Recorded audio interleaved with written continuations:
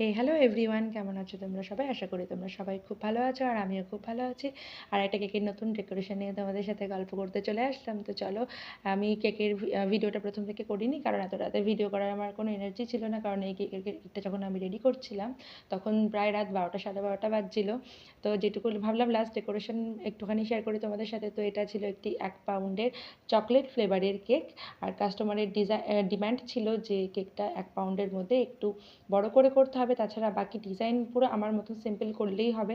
তো সেরকম কোনো চাপ ছিল না, আর আমি আগে থেকে কোনো ডিজাইন ভেবেও রাখিনি। তো ভাবছিলাম কী করবো এটা ভাবতে ভাবতে ভাবলাম যে না, নিজের মন থেকেই করব।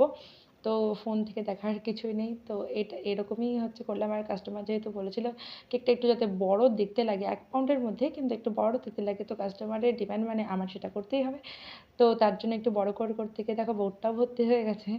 আর তারপরে আমি ডিজাইনটা করলাম, সাইডে একটু চকলেট ড্রিপ করে দিয়ে দিলাম। আর তার উপরে একটু বড় স্টার নজেলের ডিজাইন করলাম। আর তারপরে একদম ভেতরে কিছুটা চকলেট গানাশ স্প্রেড করে আমি ছোট স্টার নজেল দিয়ে পার্পল কালারের ক্রিম দিয়ে ডেকোরেট করে নিলাম। আর তারপরে মনে হলো কিছু একটা ফাঁকা ফাঁকা লাগছে, আর তারপরে আমি পার্ক ক্যাডবেরি দিয়ে সাইডটা ডেকোরেশন করে নিলাম।